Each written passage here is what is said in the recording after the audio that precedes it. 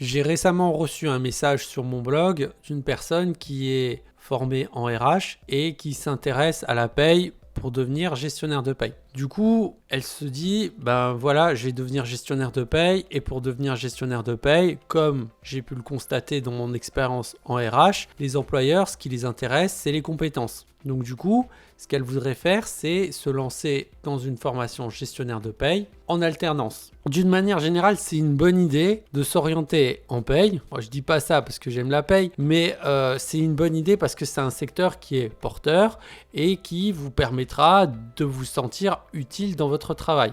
Je ne dis pas qu'il y a des métiers qui ne sont pas utiles, mais gestionnaire de paye, c'est un métier où tous les jours, on produit des choses qui sont utiles et qui ont un sens et qui sont assez concrets.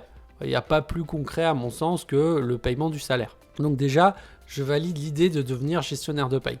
Après, d'un autre côté, il faut quand même valider que le métier va plaire. C'est pas parce qu'on est dans le métier des ressources humaines que la paye va plaire.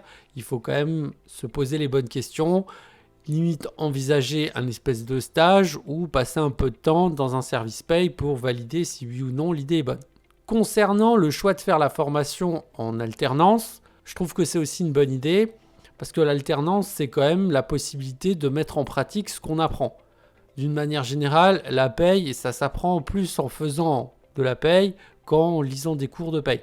À force de faire des bulletins de paye, vous allez vous rendre compte des subtilités et du coup, c'est comme ça que vous allez acquérir des connaissances. Donc là aussi, l'alternance, je valide. Concernant les moyens de réussir. Alors, est-ce qu'il faut suivre une formation à l'AFPA? Est-ce qu'il faut suivre une formation au Greta? Est-ce qu'il faut suivre une formation dans une université dans le cadre d'une licence pro? Honnêtement, je dirais que si vous regardez un peu l'état du marché et ce que veulent en fait les employeurs, peut-être que ça va plus les rassurer si vous sortez d'une licence pro que d'un titre pro à l'AFPA.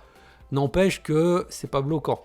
C'est-à-dire que j'ai une quantité d'exemples de personnes qui ont une formation en gestion de paye de l'AFPA ou un autre titre professionnel qui trouvent un emploi facilement, tandis qu'il y a des personnes qui ont des licences pro en paye qui n'arriveront jamais à passer la période d'essai. Ce qui fera la différence, c'est peut-être un peu le diplôme, et encore, mais ce qui fera la différence, c'est la capacité à passer la phase de recrutement, c'est-à-dire que quand vous allez postuler en tant que débutant, en fait ce qu'on va vous donner à faire c'est des tests et le but du jeu c'est de réussir les tests.